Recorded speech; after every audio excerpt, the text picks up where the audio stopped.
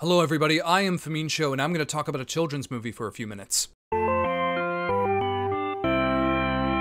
So yeah, we're going to talk about Sonic the Hedgehog 2. We're going to talk about what the film gets right and the things that the film gets horribly wrong. And as I mentioned in the beginning of the video, this is a kid's movie, so take everything I say, none of this really matters. I mean, this movie's for 8-year-olds. You get that vibe right off the bat. The first movie was also a children's movie. It is for kids. It kind of does this weird thing where there's a lot of fan service for fans of the games that are, between the ages of 20 and 30 now, that grew up in the 90s and played the original games. There's a lot of deep cuts like that with the whole Mean Bean coffee machine type deal, that kind of stuff. Who's going to get that reference? Only people that have played these games and have grown up through those times and things. And it just, people that are really into Sonic as well. I'm not saying a child is not going to understand that reference, but it kind of has its toes in two different pools, basically. It's at times it feels super, super kiddie. There's a dance-off in this movie where, we're doing the floss and we're dancing to, top 40 hits, and that feels weird and doesn't feel like Sonic the Hedgehog at all.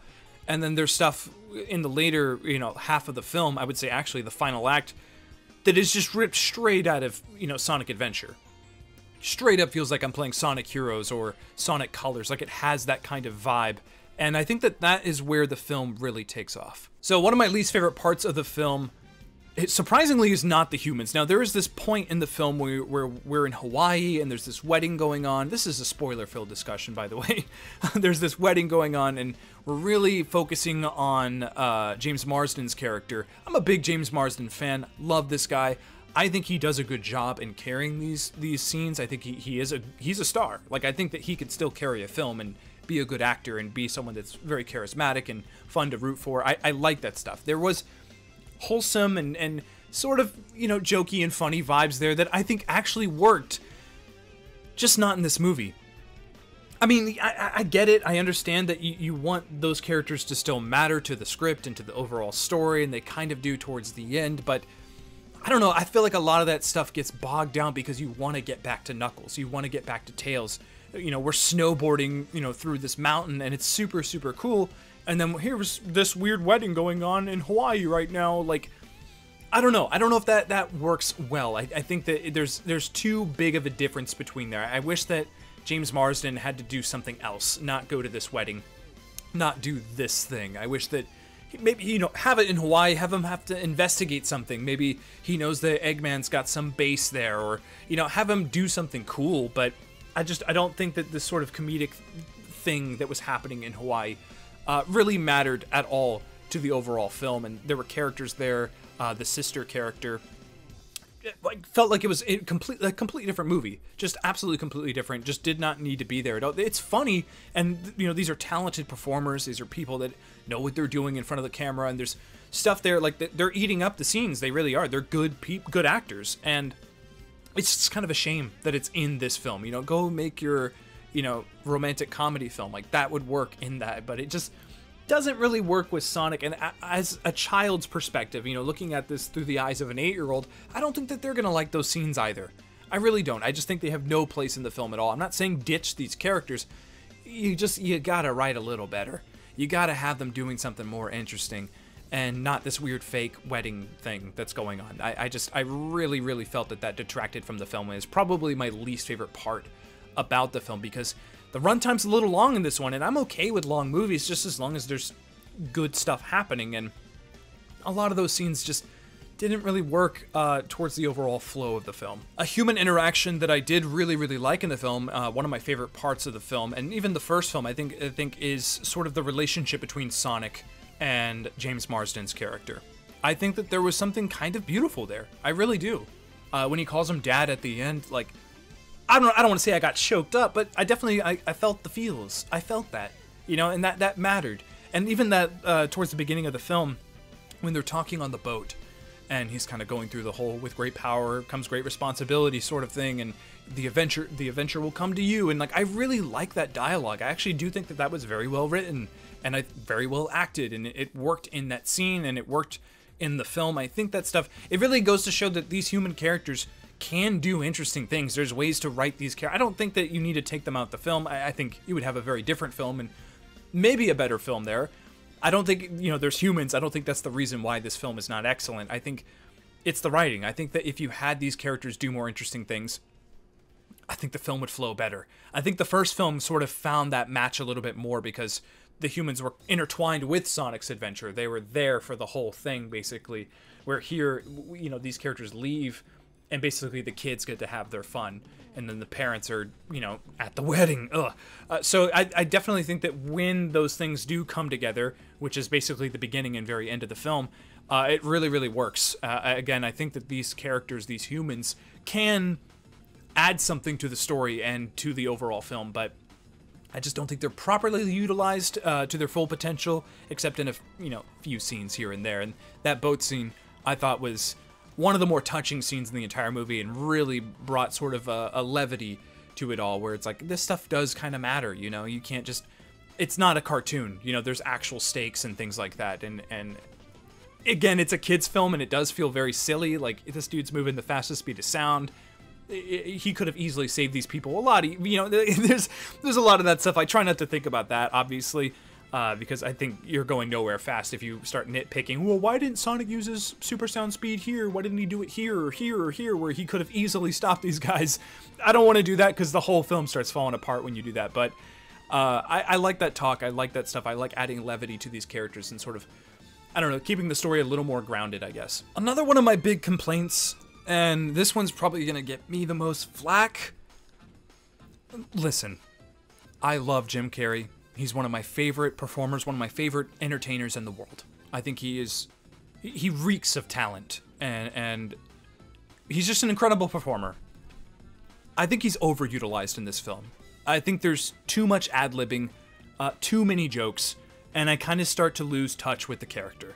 It starts pulling me away a little bit. Don't get me wrong, Jim Carrey is great. He's doing a good job. He's funny. There are some jokes in this movie that kind of surprised me and caught me off guard. Like, wow, you're gonna make a Limp Bizkit joke in this? Like, I don't think people in the audience are gonna get this joke, but I do, and I appreciate that. But it's like a joke every 30 seconds. Like, there's no time to breathe. There's no time to connect with this character and sort of understand his motivations. I don't really know what he's trying to do aside from kill Sonic and get power. He's just a very mustache-twirling villain, and don't get me wrong, that's kind of what Robotnik is supposed to be, but I felt like in the first film, they were able to develop his character a little bit more and honestly have him a little bit more likable. Not because he's Jim Carrey, but because it's better written, I guess. And I think that he does carry the film. I mean, he's in a good majority of the film. He's like the second main character, basically. But I feel like I'm only liking those scenes with him because it's Jim Carrey. Because, wow, I haven't seen Jim Carrey act like this in a while. This feels like unhinged 90s Jim Carrey. And that's how the first film felt as well. But I just think that the character in that film, I sort of understood the motivations a little bit more. The other character, Stone, the coffee guy, the meme being guy, he was in the first film as well. Really liked him there. Really liked him here as well. I think that he's a very funny dude, and I would love to see him sort of step into a more commanding role in the third film. The dance-off sucked. It was cute. This is like the cute moment when the 5-year-olds and 8-year-olds in the audience start laughing, and that's fine. It's very much a child's movie. Like, it is straight up for 8-year-olds. However, it went on too long, and it stopped being funny. It stopped being cute about halfway through all that stuff. But then at the end of that whole whatever it was, the dance-off, there was a really touching moment between Sonic and Tails. And that sort of leads me to one of my other favorite parts about this film is that Sonic, Knuckles, and Tails ruled, dude. I really, really like how they represented these characters in this film. I really like Tails as a character. Kind of comes out of nowhere. I know it was an after-credit scene in the last film, but just kind of, it's just, here's Tails. They're a part of the adventure now. Let's go. Like, it feels like they could have, maybe written some ways where it made a little more sense. However, I really, really love the relationship between Sonic and Tails. They should be best friends, and I really, really liked that scene where they're laying down and Tails covers Sonic with his tails. Like, that was just super cute and really well done. And when Tails goes in for the hug and Sonic's like, whoa, slow down. Like that felt very, very Sonic. That felt very, very in line with how I envisioned these characters, and it really worked. Knuckles as well. Idris Elba is another one of my favorite performers to exist on this planet right now. And I thought that he did a good job as Knuckles. I think there are some opportunities where the character could have been written a little better, and there could have been a little more flair to his character. I think he is kind of one-dimensional, especially in the beginning of the film. But later on, I do think that his character gets a little more fleshed out, sort of after the whole temple zone type dealio. And I really, really love that scene as well. It straight up felt like I was playing Sonic Adventure. Straight up. And I played that recently, actually, too. And I remember that level fondly and how difficult it was. But also just how cool it looked. And I think it worked here. Very, very well. And I love the fight between Knuckles and Sonic. That was really, really cool when they were like going at it with fist. It was like a straight up fist fight. Super cool. Extremely well shot. Like, I loved that stuff. The effects work was super, super good. That whole sort of rivalry there I thought was really, really fun. I kind of wish they played into it a little bit more towards the end of the film. Because I feel like, oh, we're best buds now, let's go. I kind of still want that animosity between them. They're friends, they're working together, but I still kind of want more back and forth between them. I think, I don't know, in a direction that they're going in, who knows how they're going to develop Knuckles in a potential third, or basically confirmed third film. But Knuckles, Idris Elba as Knuckles, I thought really, really worked. I really loved his character. Funny. He's basically Drax from Guardians of the Galaxy, I feel like. He's definitely like, they play into that and his sort of like fish out of water thing. I watched another discussion about this movie, and someone pointed out that it feels like every character is going through like a sort of fish out of water phase, where it's like, here's Sonic in this world. This is the first film. He doesn't know how this world works, so he does these things and makes a mess and then has to clean it up.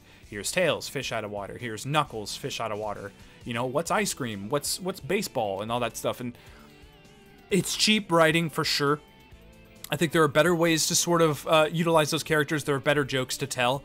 But again, it's a kid's movie. And I think that a fish out of water is such an interesting...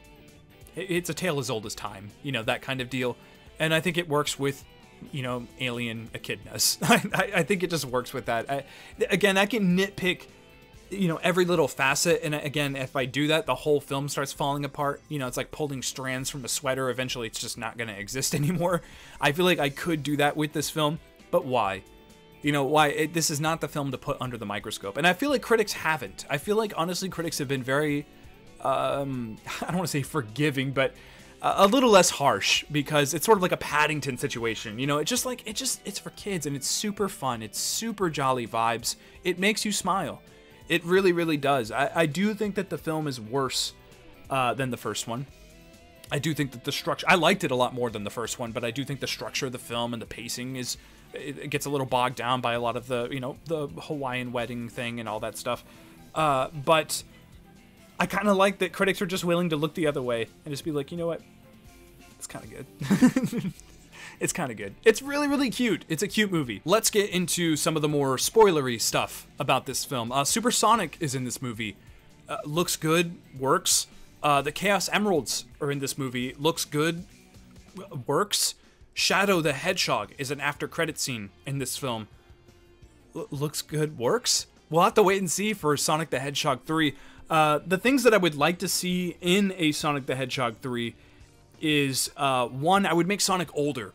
I think that Sonic needs to be older. It's time for him to be like, become a teenager. Kind of have a pissy attitude, have him a little more snarky. I think keeping this character just this lovable little furball, I think is going to get stale. Let's move forward. I would love to see Ben Schwartz kind of play on that and be just maybe a little bit of an asshole. I'm okay with that. That's how he is in the games. He's supposed to be this hedgehog with attitude, that kind of deal. I don't want him just to be super cutesy and friendship forever and all that stuff. And there were little instances in this film that gave me that vibe, that they were kind of going in that direction, and I kind of want them to go further in that direction.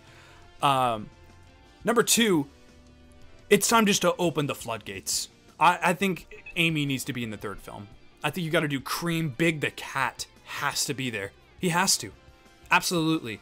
I would, what's the Beedry? What's the weird Bumblebee character? Espio? Just introduce all that stuff.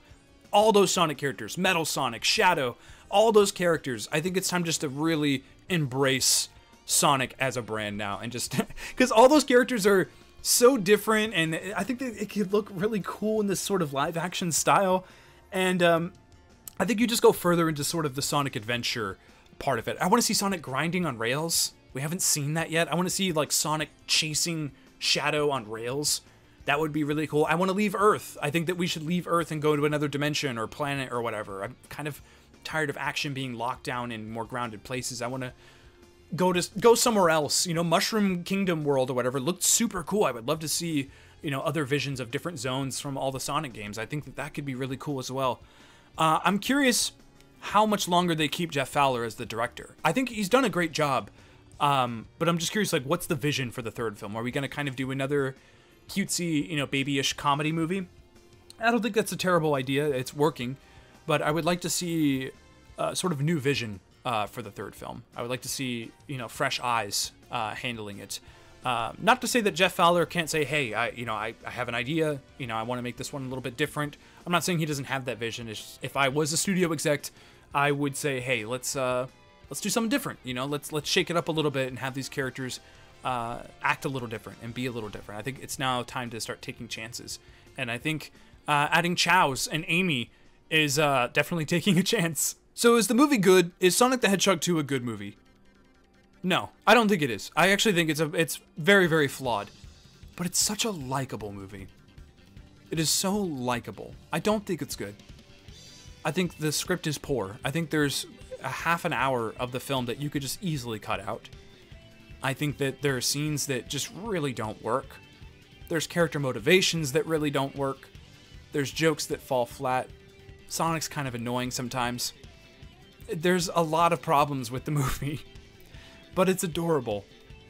And it just works. It really does. I'm willing to look the other way. I enjoyed it. I went to a theater and kids were cheering for Sonic and Eggman. This little kid sitting beside me got excited when Eggman first appeared. And that made me feel good. I don't know. Like, I was like, this kid's rooting for Eggman. Like, what is this? This is the world we live in now. That just goes to show how great Jim Carrey is. But the film is severely flawed, but is a very good time. And it's a very likable film. And if you like Sonic, I think you're going to like the movie. And I like Sonic. And I like the movie. I don't love Sonic. I don't love the movie. But we'll see how it goes. You know, I want to see them push it further. They're talking about doing a Knuckles TV series on Paramount Plus. I don't know if I can get behind that. I'm sure, go for it, I guess. I don't know why you're doing that. I would just really focus in and just, you know, make Sonic the Hedgehog 3. That's kind of what I would do, but if they want to do Knuckles and make a cinematic universe out of this, Godspeed, I guess. It's a good time. The movie's a good time. I'm rooting for it. I'm rooting for whatever they do next. I'm rooting for the director. I'm rooting for these writers. I just think it's time to sort of expand this now. The next movie needs to be bigger, needs to have a sort of different sort of vision attached to it. All in all, I liked Sonic the Hedgehog 2.